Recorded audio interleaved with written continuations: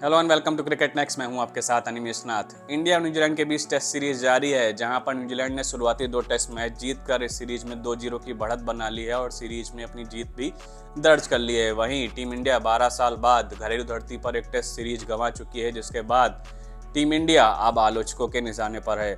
और इस test series की बात करें तो भारतीय बल्लेबाजों का प्रदर्शन इस पूरी टेस्ट सीरीज में बेहद ही लचर रहा है, जिसके बाद उनको लेकर आलोचकों ने कई सारे तीखे सवाल दाग दिए हैं। और जिस बल्लेबाज को लेकर सबसे ज़्यादा चर्चा हो रही है वो नाम है विराट कोहली। विराट कोहली जो 2 टेस्ट मैच की 4 इनिंग में बेहद ही खराब प्रदर्शन करते हुए नजर आए। उन्होंने 4 इनिंग्स में कुल 88 रन टीम इंडिया के लिए बनाए हैं, जहां पहले टेस्ट मैच की पहली इनिंग में वे डक पर वापस लौट गए। वहीं दूसरे टेस्ट मैच की पहली इनिंग में उन्होंने 1 रन बनाया और दूसरी इनिंग में वो 17 रन बनाकर पवेलियन वापस लौट गए। और दूसरे टेस्ट मैच की दोनों ही इनिंग्स में वे left arm spinner Mitchell Santner का शिकार बने। अब उनकी खराब फॉर्म को लेकर पूर्व भारतीय क्रिकेटर दिनेश कार्तिक ने भी कई सारे सवाल खड़े किए हैं। दिनेश कार्तिक का कहना है कि विराट कोहली पिछले 2-3 सालों में लेफ्ट आर्म स्पिनर्स के सामने काफ़ी परेशान होते हुए नजर आए हैं। और दिनेश कार्तिक का कहना है कि मैं या तो नहीं जानता कि विराट कोहली के साथ अभी उनकी बल्लेबाजी को लेकर क्या प्रॉब्लम है, लेकिन विराट कोहली को अब काम करने की ज़रूरत है और अपनी बल्लेबाजी में उनको क्या प्रॉब्लम्स लग रही है उसको लेकर उनको थोड़ा सोचना चाहिए।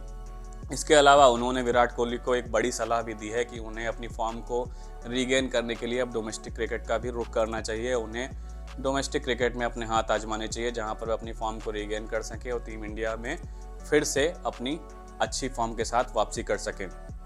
लेकिन जब भी घरेलू क्रिकेट की बात आती है तो कई सारे भारतीय क्रिकेटर्स पर और भी बड़े सवाल खड़े हो जाते हैं, क्योंकि जब दलीप ट्रॉफी 2024 में स्क्वाड्स का ऐलान हुआ था तो वहां पर कई सारे बड़े भारतीय सितारे नहीं दिखे थे, जिनको लेकर ये सवाल किया जा रहा था कि उन्हें भी डोमेस्टिक क्रिकेट खेलना चाहिए। कहीं ना कहीं उनकी खराब फॉर्म और अच्छी फॉर्म को लेकर जिसको लेकर फैसला किया जा सके। और इसके अगर बहुत सारे ये भारतीय खिलाड़ी डोमेस्टिक क्रिकेट खेलते हुए दिखते हैं तो कहीं ना कहीं टीम इंडिया को फॉर्म के आधार पर खिलाड़ियों का चुनाव करना आसान हो जाता है।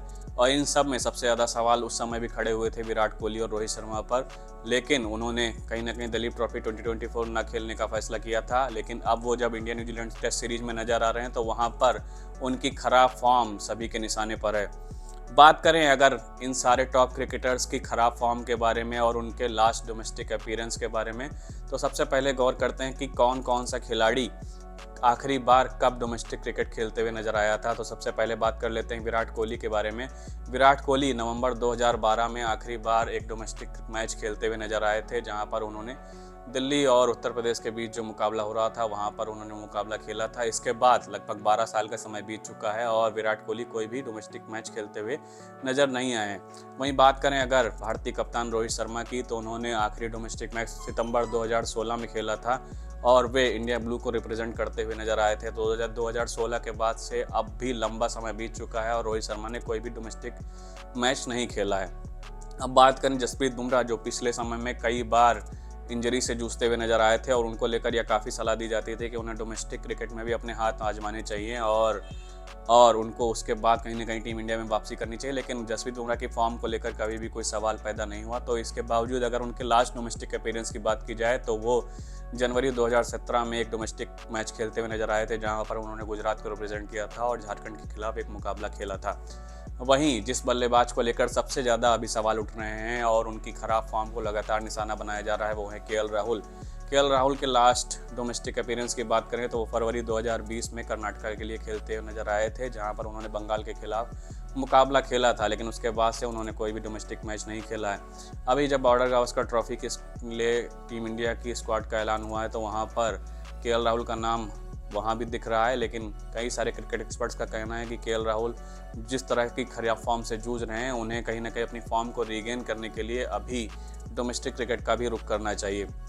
इसके अलावा मोहम्मद शमी, जो अभी इंजरी के बाद से टीम इंडिया से बाहर चल रहे हैं और ओडीआई वर्ल्ड कप 2023 के दौरान जब मोहम्मद शमी चोटिल हो गए थे उसके बाद से वो टीम इंडिया में वापसी नहीं कर पाए हैं। और उनके अगर लास्ट डोमेस्टिक अपीयरेंस की बात की जाए तो वो नवंबर 2018 है, जहां पर वो बंगाल के लिए खेलते हुए नजर आए थे और उन्होंने कर्नाटक के खिलाफ मुकाबला खेला था।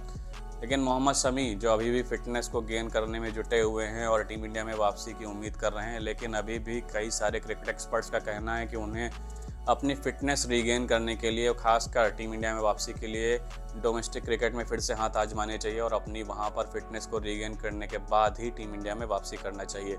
इसके अलावा एक और गेंदबाज है जो कहीं ना कहीं ख़राब फॉर्म से जूझ रहा है, वो है मोहम्मद सिराज जो कि बहुत लंबे समय से ख़राब फॉर्म से जूझ रहे हैं और अगर विकेट्स की बात की जाए तो कई सारे मैचेस में उन्हें विकेट्स की दरकार रही, लेकिन वे टीम इंडिया के लिए कुछ खास नहीं कर पाए हैं बीते कुछ दिनों में। और उनके अगर लास्ट डोमेस्टिक अपीयरेंस की बात की जाए तो उन्होंने फरवरी 2020 में हैदराबाद के लिए लास्ट डोमेस्टिक मैच खेला था, जिसके बाद से उन्होंने कोई डोमेस्टिक मैच नहीं खेला है। तो लगभग 4 साल का समय बीत चुका है और मोहम्मद सिराज ने कोई भी डोमेस्टिक मैच नहीं खेला है। और अब कई सारे क्रिकेट एक्सपर्ट्स की उनको भी यही राय है कि उन्हें अपनी फॉर्म रिगेन करने के लिए डोमेस्टिक क्रिकेट का रुख करना चाहिए और वहाँ पर अपनी फिटनेस के साथ साथ अपनी चीज़ों को मेंटेन करते हुए कहीं ना कहीं अपनी फॉर्म वापस लानी चाहिए और उसके बाद ही टीम इंडिया में अपीयरेंस के लिए अवेलेबल होना चाहिए। इसके अलावा ऋषभ पंत जो कि दिसंबर 2017 में लास्ट डोमेस्टिक मैच खेलते हुए नजर आए थे, इसके बाद जब वो बीच में जब एक बड़े एक्सीडेंट का शिकार हुए तो वहाँ पर कहीं ना कहीं उनके लिए भी यह कहा जा रहा था कि पहले उन्हें डोमेस्टिक क्रिकेट में हाथ आजमाने चाहिए, जिसके बाद ही उन्हें टीम इंडिया में वापसी करना चाहिए। लेकिन बीसीसीआई और टीम मैनेजमेंट का यही फैसला रहा कि उन्हें सीधे टीम इंडिया में दोबारा एंट्री दे दी गई। लेकिन इसको लेकर कई सारे क्रिकेट एक्सपर्ट्स का ये भी कहना था कि उन्हें भी अपनी फॉर्म को रिगेन करने के लिए थोड़ी मेहनत करनी चाहिए थी और डोमेस्टिक क्रिकेट में पहले हाथ आजमाने चाहिए थे। अब मैं आपसे भी यही सवाल होगा कि आपकी इन सारी चीज़ों को क्या लेकर राय है कि क्या इन सारे भारतीय क्रिकेटर्स को जो आज बड़े सितारे बन चुके हैं, क्या उन्हें डोमेस्टिक क्रिकेट का रुख करना चाहिए? क्योंकि कई सारे और जो क्रिकेट खेलने वाले देश हैं, चाहे वो ऑस्ट्रेलिया हो चाहे वो इंग्लैंड हो, वहाँ पर जो रूट और कई सारे बड़े नाम हैं जो कहीं ना कहीं डोमेस्टिक क्रिकेट खेलते हुए बीच में नज़र आए थे और जब भी वे खराब फॉर्म से जूझते हुए नज़र आए हैं तो उन्होंने फिर से डोमेस्टिक क्रिकेट का रुख किया है। लेकिन टीम इंडिया के जो भारतीय सितारे हैं वो कहीं ना कहीं इन सारी चीज़ों से अभी तक दूर नज़र आए हैं, तो इसको लेकर उन्हें काम करने की ज़रूरत है। और आप भी अपनी राय हमारे साथ कमेंट सेक्शन में साझा कर सकते हैं। क्या इन रोहित शर्मा, विराट कोहली, जसप्रीत बुमराह या मोहम्मद शमी जैसे खिलाड़ियों को क्या डोमेस्टिक क्रिकेट में फिर से हाथ आजमाना चाहिए अथवा नहीं? तो इसी तरीके के अपडेट्स के साथ हम आगे भी आपके साथ जुड़े रहेंगे। आप देखते रहिए क्रिकेट नेक्स्ट। बहुत बहुत धन्यवाद।